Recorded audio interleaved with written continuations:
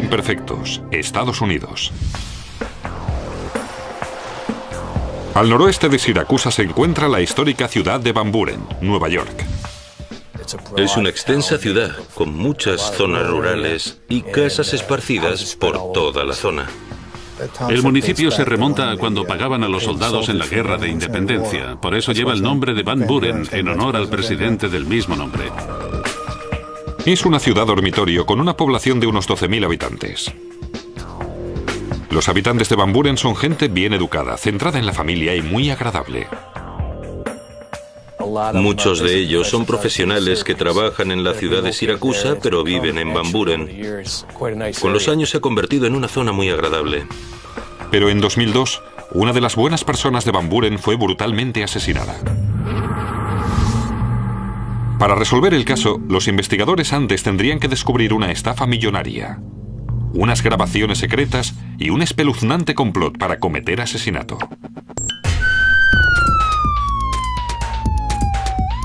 Todo empezó con una llamada al 911. 911, ¿cuál es la dirección? 6 de diciembre de 2002. Nos llamó la mujer de la víctima que, al volver a casa del trabajo, lo había encontrado en casa. Daniel Herbert había sido encontrado muerto en el suelo. ¿Qué tenemos? Varón blanco. Parece que tiene un orificio de entrada justo debajo de la mejilla. Los agentes que respondieron a la llamada encontraron al señor Herbert tumbado, de espalda, con bata, con evidentes heridas en la cara y sangre en el suelo. Parecía que había habido alguna pelea previa. No encontramos ningún arma de fuego, ni ningún cuchillo que hubieran utilizado para cometer el asesinato. Una vez efectuado el registro de la casa, los investigadores se centraron en la víctima. Era evidente que Daniel Herbert había mantenido una pelea que su asesino estaba empeñado en ganar. El señor Herbert recibió múltiples puñaladas y varios golpes en la cabeza. Por lo menos le dispararon 2 veces. ¿Herida de bala? Eso parece. Y también le han apuñalado un montón de veces. Por la naturaleza de las heridas, sabíamos que no había sido una pelea rápida. Tuvo que cambiar de arma, buscar esas armas, coger otras cosas de la sala y luchar por su vida. Las escenas de crímenes violentos siempre son difíciles y creo que constituyen la base de la investigación. Miras a la víctima y te preguntas quién le haría algo así a esa persona. Los investigadores encontraron una prueba que podría ayudarles a responder a esa pregunta. No había señales de que hubieran forzado la entrada de la casa, por lo que pensamos en la posibilidad de que conociera a su asesino. Estábamos seguros de que no era una víctima elegida al azar. Alguien había ido específicamente a por él. Los investigadores creían que a Herbert lo había matado alguien a quien conocía. Tal vez incluso alguien cercano a él. Daniel Herbert, de 55 años, era un padre de familia muy trabajador. Era un hombre normal, por así decirlo. Veterano del ejército, divorciado y casado de nuevo. Tenía hijos de su primera unión y uno del actual matrimonio. Dirigía su negocio, Factor Management Incorporated, desde su casa. Factor Management era la empresa de Herbert dedicada a préstamos de alto riesgo. Sus clientes eran personas que necesitaban dinero para sus negocios, pero no podían obtenerlo de los bancos. Si un negocio necesita dinero y no consigue un préstamo, pueden vender sus facturas con el correspondiente descuento al deudor. Los clientes de Herbert acudían a él cuando estaban desesperados y no podían obtener préstamos de los bancos. Los investigadores se preguntaban si uno de los clientes de alto riesgo de Herbert se libró de su deuda matando a Daniel Herbert. Los agentes se centraron en los acuerdos comerciales de Herbert. Cogieron todos los documentos del despacho de su casa. No sabían qué encontrarían ni qué podría ser importante. Se limitaron a coger lo que les parecía fuera de lo normal o importante para la investigación. Aquí hay un portafolio. Los agentes encontraron un portafolio lleno de papeles que demostraban que Herbert estaba trabajando en algo mucho más importante que los préstamos de alto riesgo. Cuando empezamos a revisar su portafolios, encontramos documentos que nos dirigieron en otra dirección. ¿Y esa dirección? África Occidental y un negocio de 25 millones de dólares. ¿Había encontrado la policía el móvil del asesinato? La policía estaba investigando el asesinato de Daniel Herbert. Herbert fue encontrado brutalmente apaleado y apuñalado y luego le habían disparado tras una violenta pelea. La noticia de su asesinato se extendió rápidamente por Van Buren, Nueva York.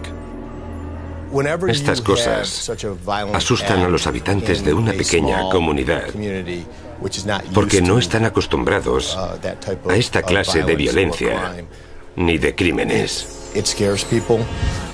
La policía trabajaba sin descanso para resolver este misterioso asesinato y tranquilizar a la comunidad normalmente pacífica.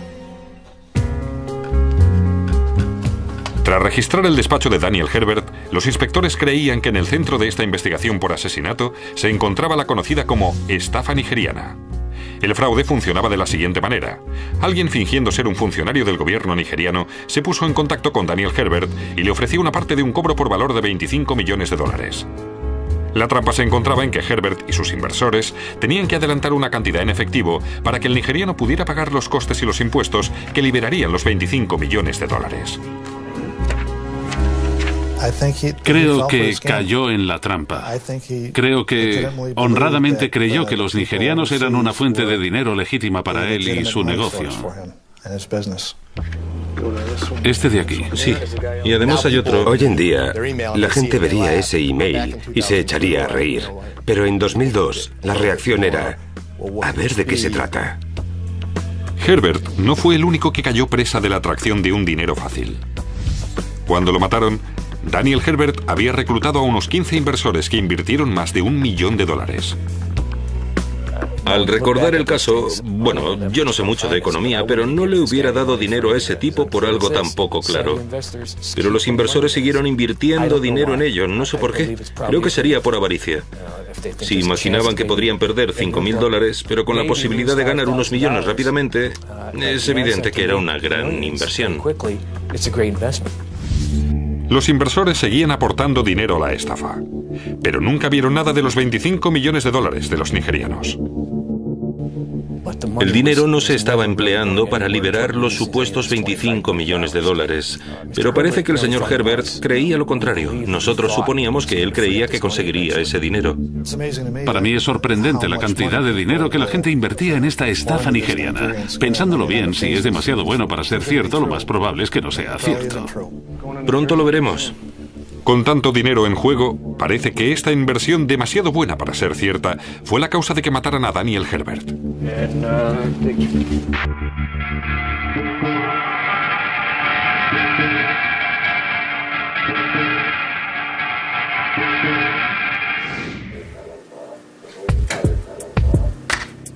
La policía interrogó a la esposa de Herbert para ver qué sabía sobre la estafa nigeriana. Les dijo que el fraude no se limitaba a la ciudad de Van Buren. El artista de la estafa había llevado a Herbert al extranjero. Realizó varios viajes al extranjero con la intención de obtener su dinero. Fue a París, a Benín y creo que también a Londres. Viajó hasta allí y se entrevistó con supuestos funcionarios de dichos gobiernos. Dijo que su marido se había creído la maniobra sin ningún género de dudas. Herbert creía que se estaba entrevistando con legítimos funcionarios del gobierno que querían ayudarle a cobrar sus 25 millones de dólares. Decía, me he reunido en tales hoteles, he conocido al primer ministro de tal país y vi a esa gente, me mostraron sus credenciales, son legítimos. Esa fue una de las razones por la que hizo esos viajes. Intentar comprobar si se trataba de inversores legítimos. Pero no eran funcionarios gubernamentales, eran estafadores. La policía tenía que averiguar si Herbert había descubierto su juego y les había pedido que le devolvieran el dinero. En tal caso, esos estafadores podrían haberse convertido en asesinos. Para localizarlos, la policía puso en práctica una probada técnica de investigación. Siguieron al dinero. Profundizaron en los archivos de Herbert. Había papeles, recibos, esas cosas, billetes de avión, reservas de hotel que demostraban que había viajado a esos lugares. Siguieron todas las pistas, pero todo era un espejismo. Los nombres eran alias. Los teléfonos no existían. Y las direcciones eran falsas. Quienquiera que estafara a Daniel Herbert y sus inversores había desaparecido entre las sombras.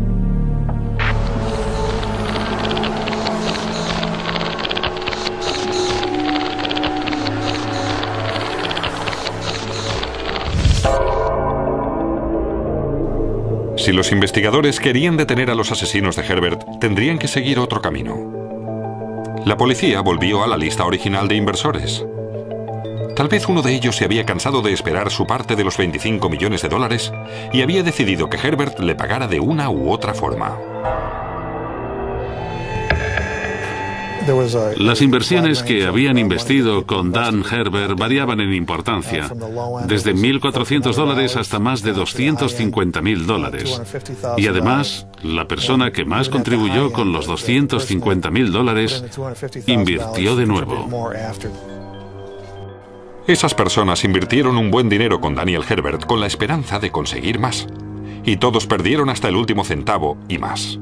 Hubo quien perdió su casa, su negocio. Algún matrimonio terminó en divorcio debido al dinero que habían dado al señor Herbert con la esperanza de conseguir suculentas ganancias. Teníamos varios posibles sospechosos. Y un sospechoso destacaba de entre todos. Un sospechoso que le envió una carta amenazante a Herbert pocas semanas antes de que éste fuera encontrado asesinado. Ese sospechoso era el inversor Jim Buckley. ¿Perdió Buckley la paciencia con el plan de inversiones de Daniel Herbert y estalló?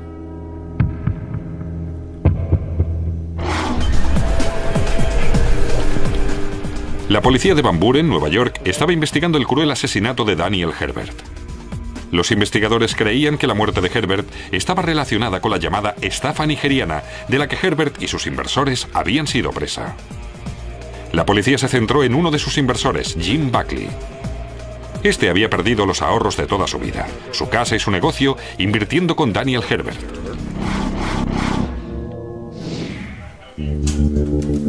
Los agentes llamaron a Buckley para interrogarle. Buckley admitió haber invertido dinero en la estafa nigeriana. Lo consideró una oportunidad de ganar dinero rápido. Iba a ser cosa de días y él recibiría $100.000 más de lo invertido. Hizo un pago inicial de $14.000, creo. Pero Herbert le dijo a Buckley en repetidas ocasiones que iban a ganar $25 millones y que necesitaban algo más de dinero en efectivo para llevarlo a cabo. Herbert le había dicho lo mismo que a muchos inversores. Necesito más dinero. Es urgente. Me encuentro en tal país. ¿Podrías enviarme $1.500? Necesito $1.000. ¿Podrías enviármelos? Cuando por fin se dio cuenta de que no iba a recibir ni un centavo, Buckley empezó a enviarle cartas amenazantes a Herbert. Pero insistió en que no había pasado de las cartas. Dijo que no tenía nada que ver con su muerte. De hecho, cuando Herbert fue asesinado, Buckley dijo encontrarse a 250 kilómetros, en Albany. Cuando los agentes lo comprobaron, vieron que Jim Buckley decía la verdad. Así que tuvimos que aceptar que no había forma de que estuviera en el lugar del crimen físicamente. Tuvieron que dejar en libertad a Jim Buckley. Pero los inspectores seguían creyendo que iban por buen camino, que un inversor descontento estaba tras el misterio. Volvieron a la larga lista de los inversores de Herbert y se hicieron una sencilla pregunta. ¿Qué inversor había perdido más? La lista la encabezaba Susan Kobach. De los documentos relacionados con las inversiones, evidentemente sacados de los archivos del señor Herbert, creíamos que Susan Kobach había invertido aproximadamente $1 millón o más que había entregado a Dan Herbert. Susan Kobach era una mujer muy atractiva, extrovertida, agradable y estaba interesada en dedicarse a los negocios. Kobach, una madre soltera de Nueva Jersey, iba a utilizar su parte de la estafa nigeriana para montar un negocio. Cuando profundizaron en los documentos, averiguaron que Kobach había reunido a su propio grupo de inversores. No tenía dinero. Era madre soltera. Tenía una hija adolescente. Y vivía en una casa modesta. Y ahora Kobach había perdido más de $1 millón que no eran suyos. Cada vez teníamos más claro que Susan Kobach era la persona a la que debíamos interrogar.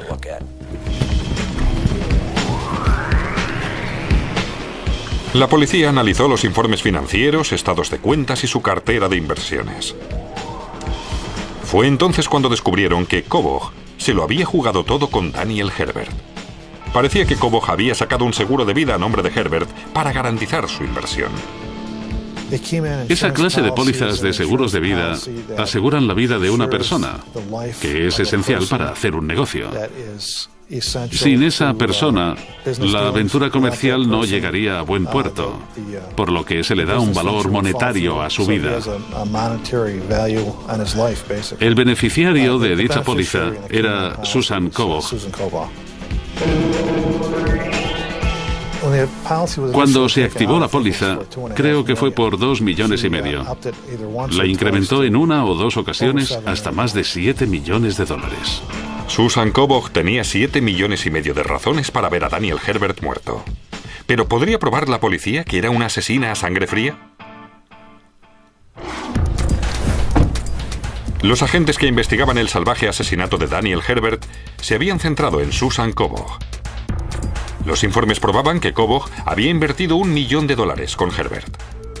Dinero que Herbert perdió en una estafa nigeriana. Cuando estudiaron a fondo dichos informes, encontraron una póliza de un seguro de vida por $7,5 millones a nombre de Daniel Herbert. La beneficiaria era Susan Kobach. Justo después de la muerte de Herbert, Susan Kobach preguntó varias veces cómo podía cobrar la póliza de seguros. La policía había encontrado un móvil del asesinato de $7,5 millones. Pero Herbert había muerto en el curso de una violenta pelea, y los inspectores sospechaban que si Kobach era la asesina, no lo había hecho sola. Daniel Herbert era un hombre grande, fornido, un hombre muy fuerte. Así que, a pesar de que Susan Kobach era la sospechosa, por la forma en que lo mataron, era inevitable preguntarse si lo había podido hacer ella sola. Para reunir todas las pruebas contra Susan Kobach, los inspectores comprobaron si la sospechosa se encontraba en la zona de Van Buren cuando se cometió el asesinato. Lo comprobaron en los hoteles locales. Le gustaba hospedarse en un determinado hotel, así que enviamos agentes a ese hotel para ver si podían verificar que Susan Kobach estaba aquí a la hora en que tuvo lugar el asesinato. Conseguimos encontrar un recibo que demostraba que Susan Kobach se había registrado en un hotel local de la zona la noche del 5 de diciembre, la noche antes del homicidio. Otra pieza del puzzle que encajaba. Kobach se encontraba en Van Buren cuando Daniel Herbert fue asesinado. La policía volvió a investigar los estados de cuentas de Kobach y esta vez fueron las tarjetas de crédito las que proporcionaron otra pieza del puzzle. Los gastos de la tarjeta de crédito les llevaron a los lugares en los que había gastado dinero. Los investigadores pidieron las grabaciones de seguridad de cada uno de los establecimientos. Teníamos grabaciones de vídeo de bancos, tiendas y restaurantes. Y había que visionarlas todas. Los investigadores visionaron cientos de horas de grabaciones. No sabíamos cuántas personas estaban implicadas en el asesinato. Todo lo que sabíamos es que ella salía en esas grabaciones. Por fin, un agente con vista de lince vio algo. Vio a Kobach en un restaurante el día antes del asesinato. Y no estaba sola. Uno de nuestros agentes se sentó a visionar las cintas de vídeo y pudo localizar a Susan Kobach en un restaurante local, almorzando con dos hombres. Fue un golpe de suerte. Tras visionar grabaciones durante tanto tiempo y teniendo en cuenta la calidad de muchas de ellas, nos sorprendió que lo consiguiera. Los inspectores identificaron a uno de los hombres de la cinta como Jason Branning, un contratista de la ciudad de Kobach, en Nueva Jersey. La policía detuvo a Branning para interrogarle.